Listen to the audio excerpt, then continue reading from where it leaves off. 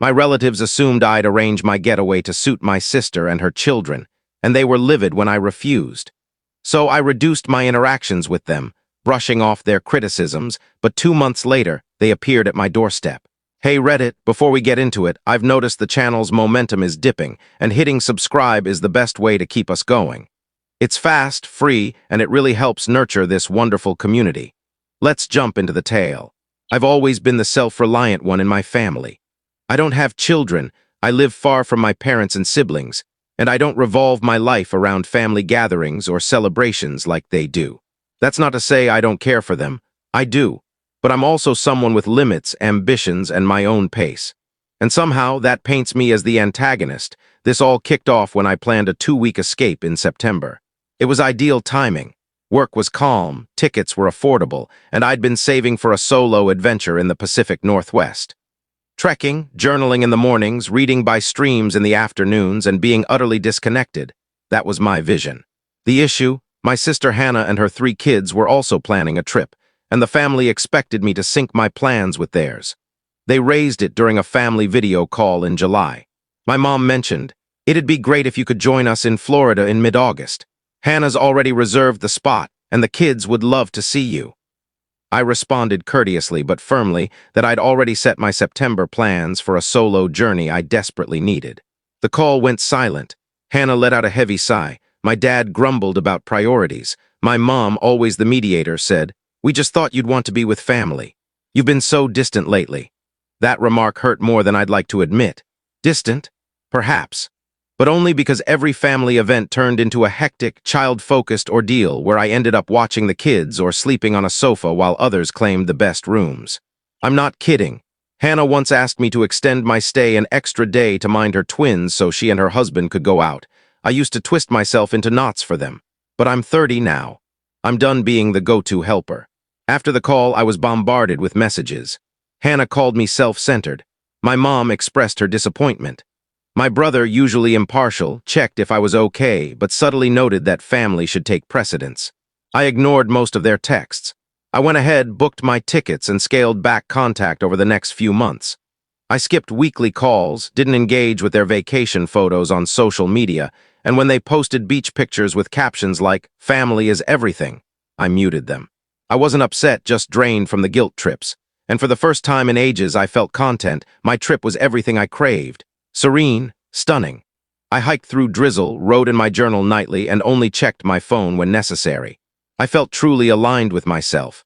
When I returned, I slipped back into work and resumed my quiet routine, assuming the tension had faded.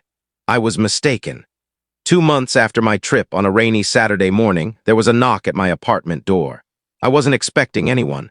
I live in a mid-sized city, hours from my parents and sister, and my friends usually text first. Opening the door, I nearly spilled my coffee. There was Hannah with her 3 kids, ages 6, 8, and 12, soggy from the rain, carrying backpacks. No heads up, no message, nothing, I just stared. "What are you doing here?" Her face was already defensive, no smile, like she was ready for a confrontation. "We were nearby, the kids missed you, and you haven't responded to anyone in weeks." My heart raced as I processed this. "You didn't call," I said slowly. "We thought it'd be better to talk face-to-face," she replied, brushing past me into my apartment like it was hers. The kids followed, shedding shoes and pulling snacks from their bags. My small, tranquil apartment turned loud and chaotic instantly. The youngest spilled juice on my rug within minutes. I shut the door, stunned. Hannah rambled about how tough it's been without my help, how mom's worried, how the kids miss me. I stayed silent, feeling panic rise. I'm not used to people invading my space. My home is my haven. Yet there they were, unpacking as if they planned to stay, acting like I was wrong for setting limits. They stayed for 6 hours. 6. They ate my food, cluttered my apartment, used my towels, and made me feel like a visitor in my own space. When I tried to speak, Hannah talked over me or redirected to how the kids just wanted to bond. I didn't want to be harsh. I love my nieces and nephew, I do. But this wasn't fair. Finally, when I firmly hinted I had plans that evening, she rounded up the kids. No apology. Just a passive-aggressive hug and a mumbled, "Maybe next time you won't shut out your family." After they left, I sank onto my couch and cried. It wasn't just the unannounced visit. It was years of being the adaptable one, the expendable one, the one without kids, so obviously I could adjust.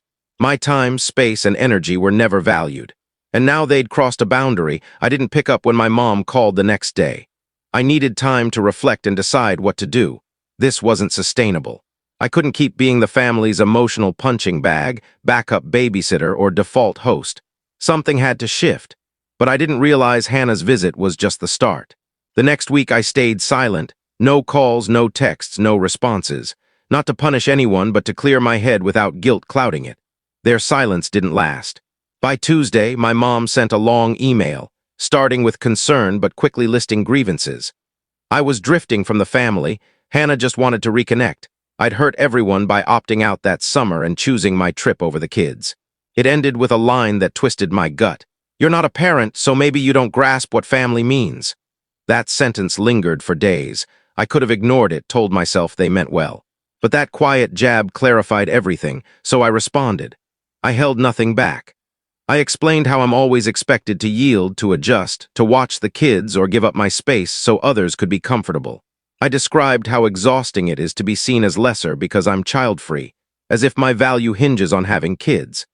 And I highlighted how inappropriate it was for Hannah to show up unannounced, disrupt my space, and act like I was wrong for being uneasy.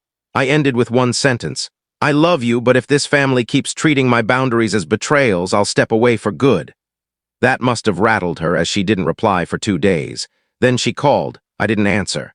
Hours later, Hannah texted, not an apology, just, "You didn't need to make Mom cry, you always overreact." I stared at that text for a while, then blocked her.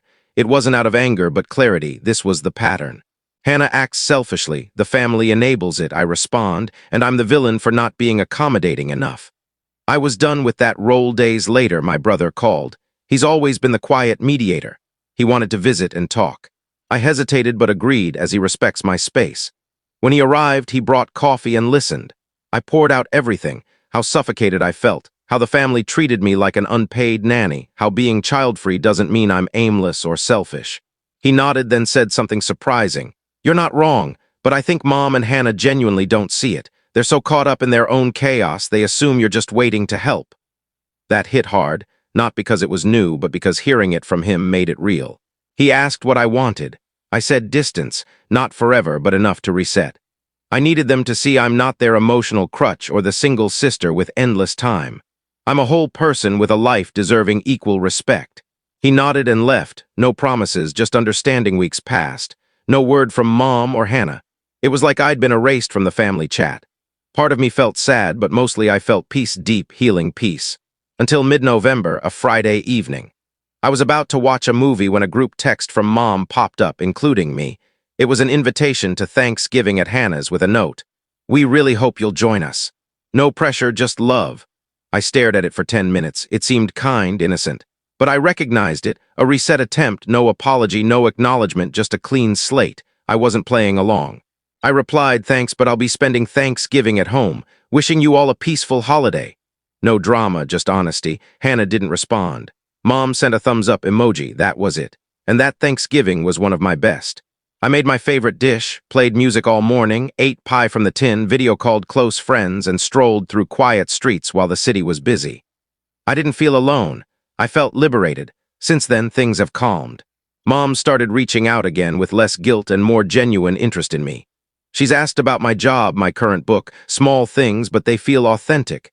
Hannah, still blocked. I don't miss her chaos. Maybe we'll talk again someday, but only if she acknowledges the harm and meets me as an equal. Not a babysitter, not a fallback, not the one carrying everyone's emotional load. For the first time, I'm living for myself. And I'm not turning back.